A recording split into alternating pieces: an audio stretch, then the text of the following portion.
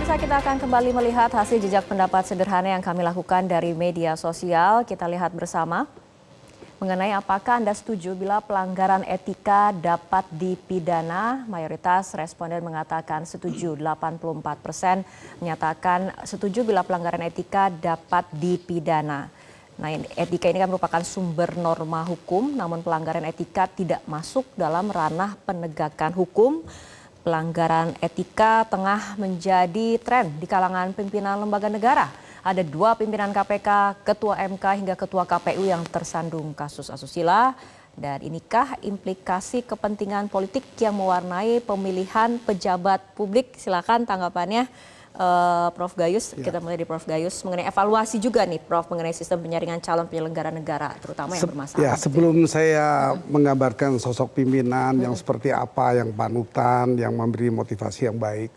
2 orang yang bernama Littman dan Suez ini menggambarkan bahwa pada dasarnya kelompok masyarakat di dunia manapun terdiri dari 2 kelompok. Yang satu suprastruktur politik atau kelompok orang berkuasa. Ya mungkin kalau di yang real mungkin di eksekutif, di legislatif dan di yudikatif.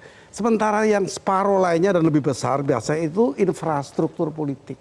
Orang-orang diatur oleh supra ini. Nah, persoalan menjadinya carut marut kekuasaan karena di suprastruktur ini sekarang sudah ada nepotisme.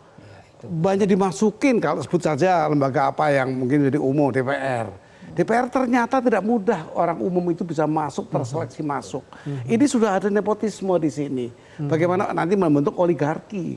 Nah, juga di pemerintahan yang memimpin infrastruktur politik. Ya, ini kata ini apa dikatakan oleh Littman dan Suez. Ya. Itu di bukunya. Nah, kemudian saya mengutip apa yang dikatakan oleh seorang profesor di Northwestern America University ya, Jeffrey Winters. Profesor Jeffrey Winters ini pengamat Indonesia.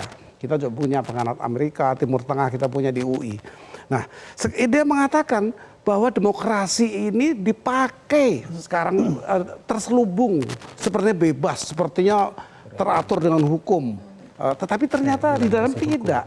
Indonesia akan dipimpin oleh maling-maling. Tahun 2010 ternyata tahun 2015 betul setengah dari wali kota bupati itu masuk penjara OTT di Indonesia. Dari 400 sekian ribu menjadi 250 yang di OTT dan masuk penjara. Pimpinan karena apa?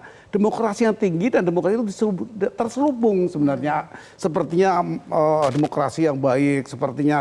Nah ini dia mengingatkan agar Indonesia kalau mau berdemokrasi yang betul baik ya harus ditegakkan hukum dan etika. Itu kuncinya itu. Seperti ya, kuncinya. itu. Jadi nanti akan menjadi tertib yang betul-betul demokratis. Oke. Jelajahi cara baru mendapatkan informasi. Download Metro TV Extend sekarang.